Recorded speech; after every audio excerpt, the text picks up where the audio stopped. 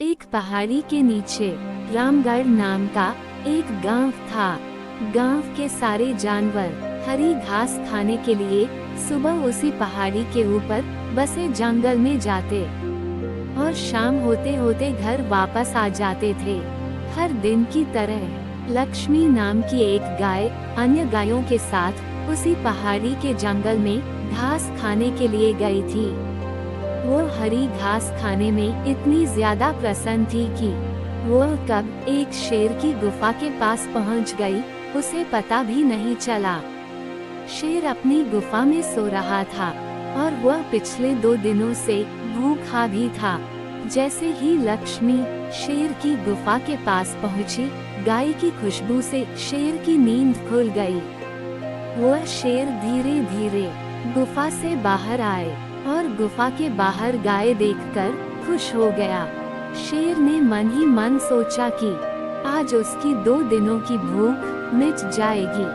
वह इस तंदुरुस्त गाय का ताज़ा मांस खाएगा और यह सोचकर उसने एक तेज दहाड़ लगाई। लक्ष्मी शेर की दहाड़ सुनकर डर जाती है। जब वह अपने आसपास देखती है तो वहाँ दूर दूर तक उसको कोई भी दूसरी गाय नहीं दिखी। जब वह हिम्मत करके पीछे मुड़ी तो उसे सामने शेर खड़ा हुआ दिखाई दिया।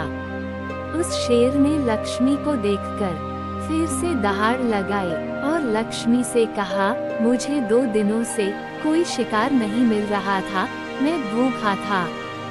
शायद इसलिए भगवान ने मेरा पेट भरने के लिए तुझे मेरे यहाँ पर भेजा है। आज मैं तुझे खाकर अपनी भूख मिटा लूंगा। शेर की बात सुनकर लक्ष्मी डर जाती है। वह रोते हुए शेर से कहती है, मुझे जाने दो, मुझे मत खाओ। मेरा एक छोटा बच्चा है जो अभी सिर्फ मेरा ही दूध पीता है और उसे घास खाना अभी तक नहीं आया है। लक्ष्मी की बात सुनकर शेर हंसते हुए कहता है, तो क्या मैं अपने हाथ में आए शिकार को ऐसे ही जाने दूं? मैं तो आज तुझे खाकर अपनी 2 दिनों की भूख मिटाऊंगा। शेर के ऐसा कहने पर लक्ष्मी उसके सामने रोने लगी और विनती करते हुए कहती है कि आज मुझे जाने दो। मैं आज अपने बछड़े को आखिरी बार दूध पिला दूंगी और उसे बहुत सारा प्यार करके कल सुबह होते ही तुम्हारे पास आ जाऊंगी। फिर तुम मुझे खा लेना और अपना भूखा पेट भर लेना। शेर लक्ष्मी की यह बात मान जाता है और धमकी देते हुए कहता है कि अगर कल तू नहीं आई तो मैं तेरे गांव आऊंगा, फिर तुझे और तेरे बेटे दोनों को खा जाऊंगा।